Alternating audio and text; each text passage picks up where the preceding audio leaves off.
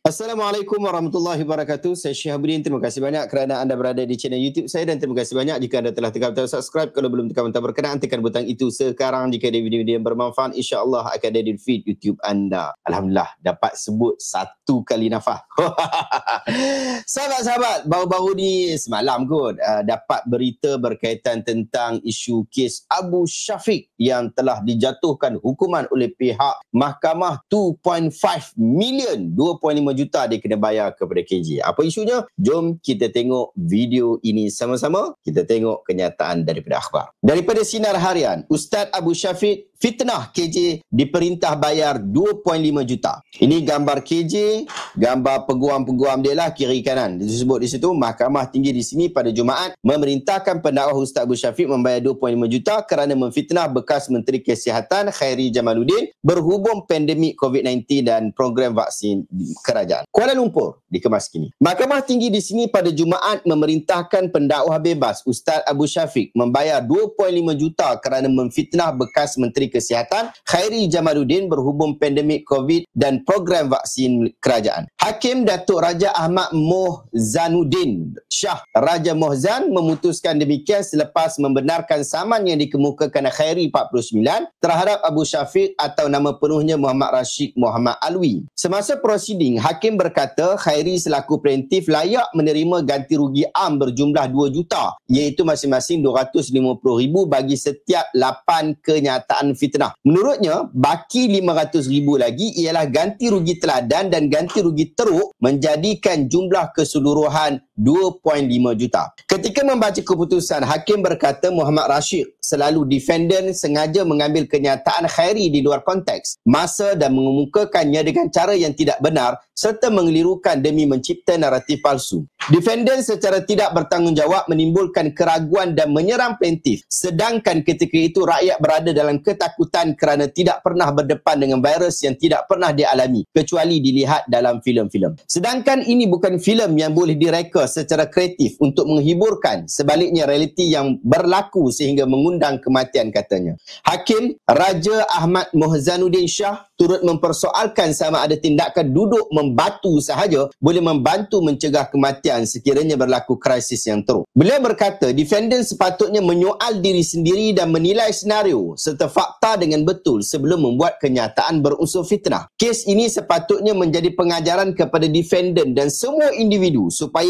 tidak menyebarkan maklumat tidak sahih serta tidak diprovokasi, terutamanya semasa kita menghadapi krisis hidup mati. Selain itu, tindakan defendant menerbitkan gambar salah seorang anak plaintiff juga merupakan sesuatu yang tidak boleh dibiarkan. Perbuatan itu membahayakan kanak-kanak yang tidak bersalah serta tiada kena-mengena dengan peranan plaintiff dalam perjuangan menentang COVID. Katanya yang turut memerintahkan defendant membayar kos sebanyak 50,000. Beliau berkata, mahkamah juga mendapati kenyataan berunsur fitnah seperti itu akan melemahkan semangat dan menjejaskan emosi petugas barisan hadapan yang ketika itu diketuai oleh plaintiff. Sebelum membacakan keputusannya, Hakim sempat mengucapkan takziah kepada Khairi atas pemergian bapa mertuanya yang juga Perdana Menteri kelima Tun Abdullah Ahmad Badawi pada Isnin lalu. Khairi telah memfailkan saman fitnah terhadap Muhammad Rashid dan bekas ahli Majlis Kerja Tertinggi MKT UMNO Datuk Lokman Nur Adam selaku defendant di Mahkamah Tinggi di sini pada 25 Januari 2022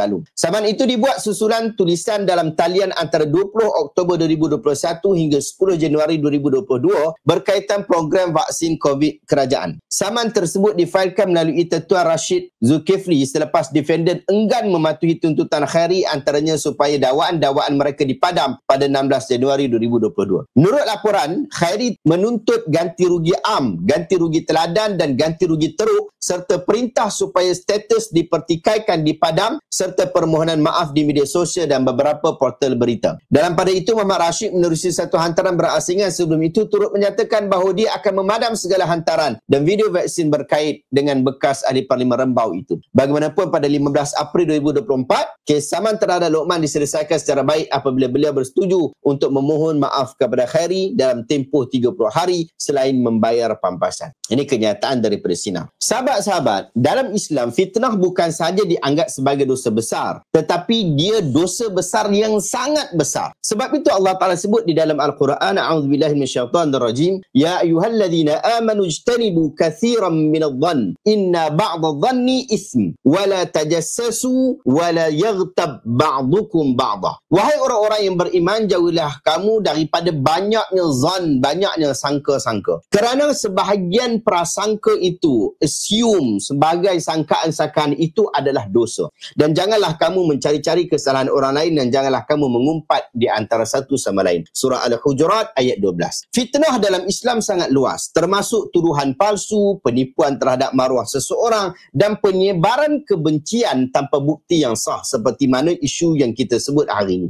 Ia bukan sahaja merosakkan individu tetapi menghancurkan keharmonian masyarakat. Keputusan semalam menjadi satu tamparan yang hebat terhadap budaya bercakap lepas tanpa rujuk sebarang fakta yang mana ini adalah perkara biasa dalam media sosial. Ia mengingatkan masyarakat bahawa kebebasan bersuara tidak bermaksud kebebasan untuk memfitnah. Sesiapa yang menyebarkan berita palsu mesti bertanggungjawab di dunia sebelum dituntut di hari akhirat kelak. Apa yang membimbangkan kita ialah apabila golongan agamawan, ustaz-ustaz pakai jubah, pakai lebay, yang berpakaian agama menggunakan kedudukan mereka untuk menyerang orang lain tanpa ilmu dan adab, bahkan menggunakan serangan-serangan bersifat fitnah. Rasulullah SAW sebut, man qala fihi mu'minin ma laysa fihi askanahu Allahu radghatal khabal. Sesiapa berkata sesuatu terhadap seseorang mukmin yang tidak benar padanya, maka Allah akan tempatkannya di dalam lumpur nanah ahli neraka. Hadis ini riwayat Imam Abu Dawud. Apabila seseorang itu mengaku sebagai pendakwah, maka amanahlah dengan ilmu, amanahlah dengan adab, dengan akhlak. Kena jaga perkara-perkara seperti ini lebih daripada orang awam.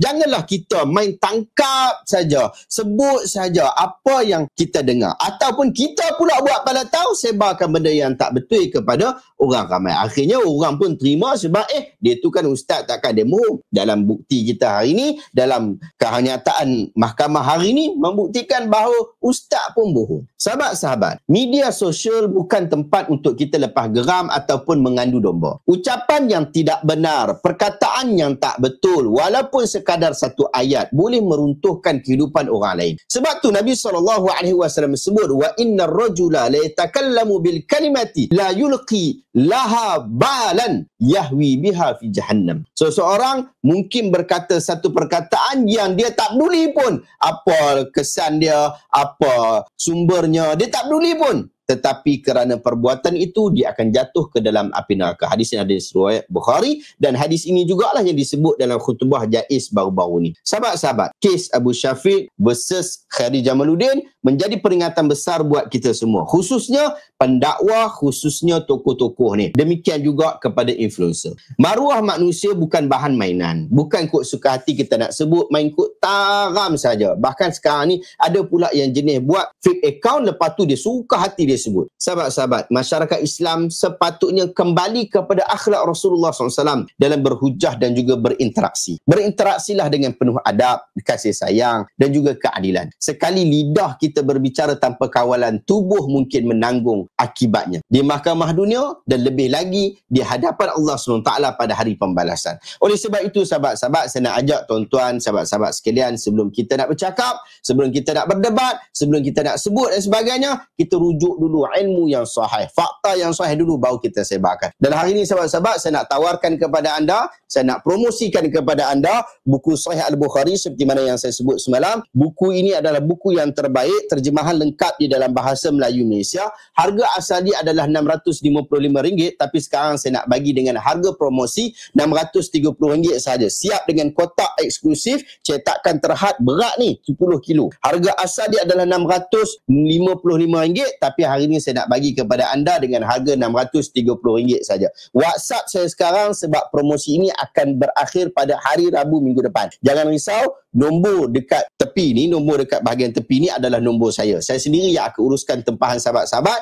tim saya tolong bungkus saja. Nak 1 boleh, nak 2 boleh, nak 3 boleh, nak 7 pun boleh. Tak ada masalah. Nak beli 1 untuk diri sendiri, yang lain tu bagi dekat anak-anak, yang lain tu bagi dekat kawan-kawan, nak infak kepada orang lain pun boleh juga. Kalau tak tahu nak infak dekat siapa, boleh maklum dekat saya. Saya ramai kawan-kawan saya, ustaz-ustaz yang dan sebagainya, ada juga pensyarah yang nak dapatkan buku ni tapi harga dia agak keras, lalu dia tak mampu untuk beli. Jadi bolehlah beli bagi 1 dekat mereka. InsyaAllah saya boleh tolong bantu juga untuk hantar bagi kepada mereka. Terima kasih banyak sahabat-sahabat. Dapatkan buku ni, WhatsApp dekat nombor di bawah hari ini. Terima kasih banyak. Jumpa lagi dalam video reaction seterusnya. Assalamualaikum warahmatullahi wabarakatuh.